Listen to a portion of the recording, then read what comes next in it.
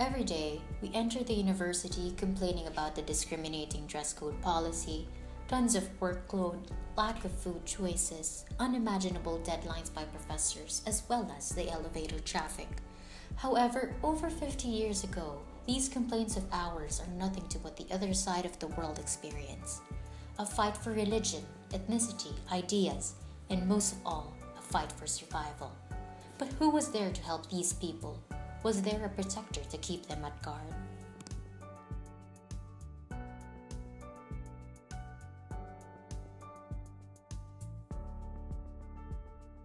I don't know anything about NATO. Yun. NATO? I'm sorry, I don't know anything about it. NATO, I only have a few knowledge regarding NATO, but what I know is it was the foundation wherein the SEATO, or what we call now the ASEAN, was built from. And from what I know, it's about trade, it's about security, and respecting each other's sovereignty. NATO is basically North Atlantic Treaty Organization. Basically, I think it's an organization of just like states from the North I Atlantic. think NATO is something na I think it's an alliance of different states in Europe na parang they focus on trade agreements. So yeah. So NATO is comprised of 28 member states from Europe, and basically I think their objective is for military alliance.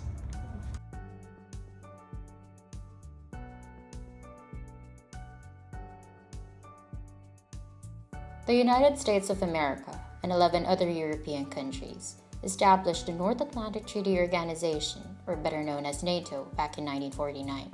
This was a response to the growing threat of communist aggression by the Soviet Union.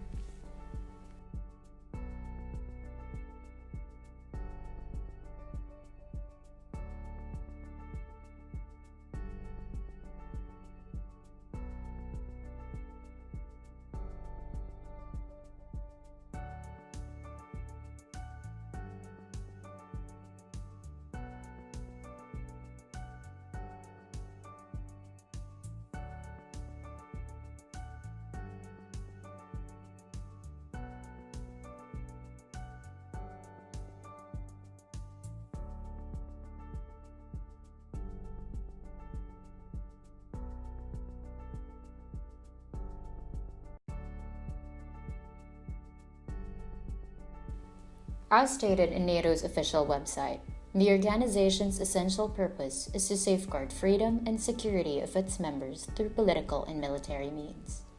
This makes the institution a political and military alliance. At the heart of this union is a collective defense principle, which means an attack on one ally is an attack against all allies.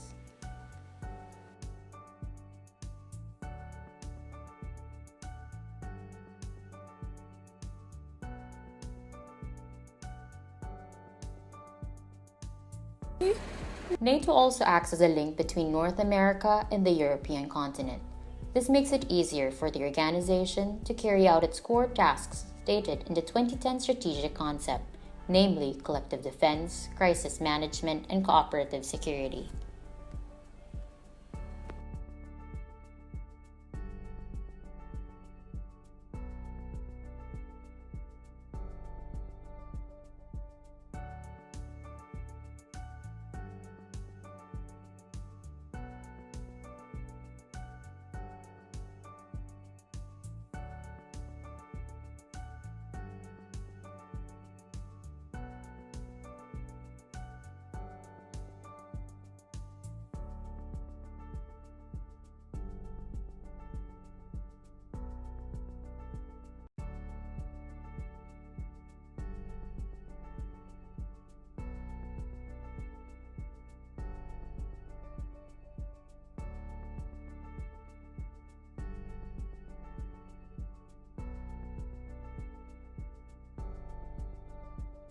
Moving on, what better way to understand the significance of an organization than by recognizing the key events it was part of that left a mark in human history? The signing of the Washington Treaty on the 4th of April in 1949 laid the foundation of the North Atlantic Treaty Organization. It formally sealed the agreement among its founding members to ensure peace and stability in the North Atlantic area with respect to the Charter of the United Nations, hence the ratification of the North Atlantic Treaty.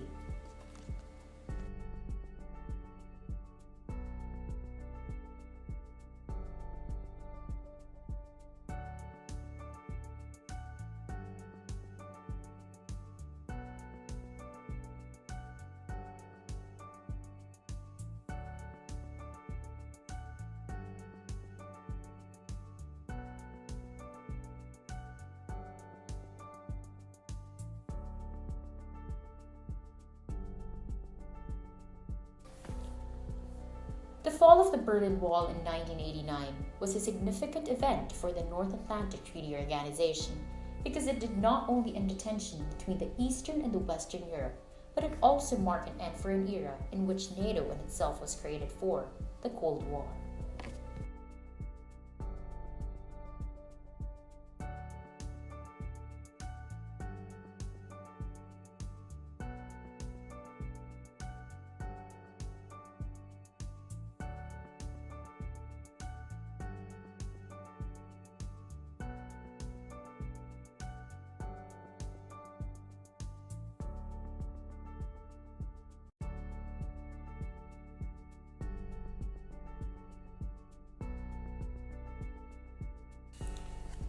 The pilot operation of NATO for crisis management was in Bosnia and Herzegovina when the United States policy of intervention failed consecutively under the Clinton administration.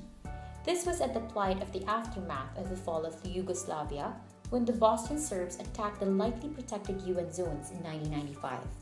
NATO had the leverage to punish the Serbs by means of military airstrike under the mandate of the United Nations. The action taken by the institution led to a drastic counterattack by the Serbs by proceeding with their preferred solution, a mass murder or Muslim ethnic cleansing.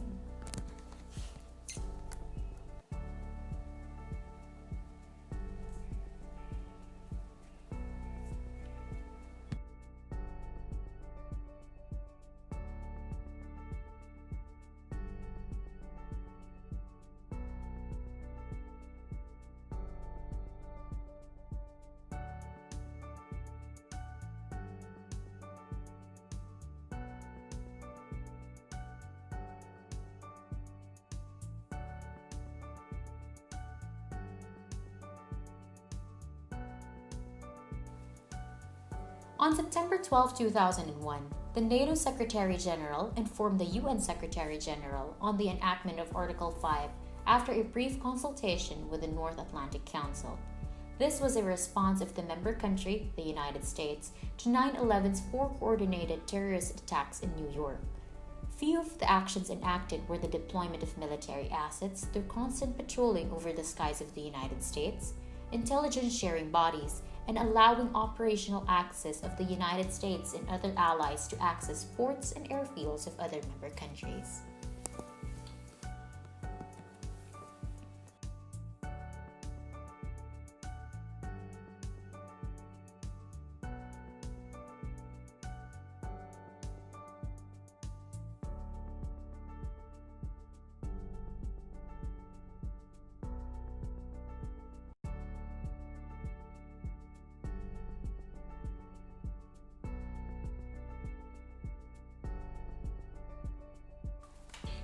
At present, NATO has 28 member countries.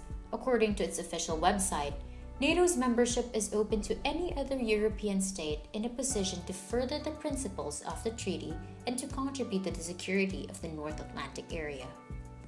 NATO adopts the 2010 strategic concept of active engagement and modern defense that defines the three essential core tasks of NATO as it evolved after the Cold War. These core tasks are collective defense, crisis management, and cooperative security. The 2010 strategic concept recognizes the need to adapt to the demands of the changing times, like the emergence of new threats, in order to ensure its efficiency as an organization.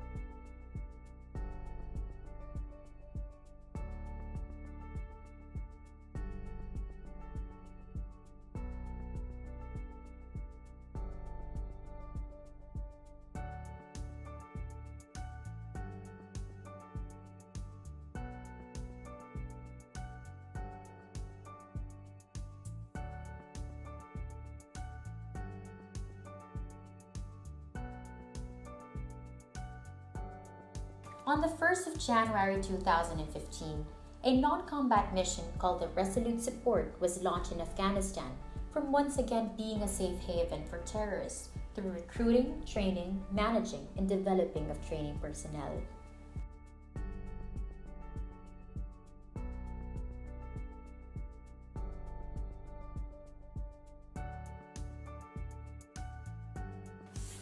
Though the conflict in the Balkan area has already ended, NATO's presence through 4,500 allied troops is still seen in Kosovo.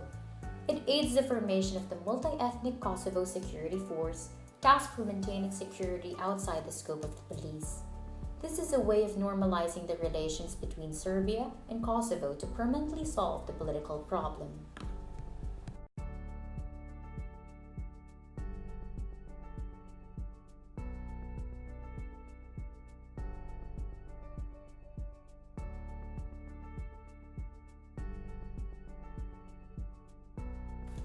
Much has changed for NATO since the end of the Cold War. Today, the North Atlantic Treaty Organization adapts to the emergence of new threats towards international security, acts as a collective security organization that protects its members and non-member states, responds to international humanitarian crises, and acts as a political alliance with nations that share common goals and values.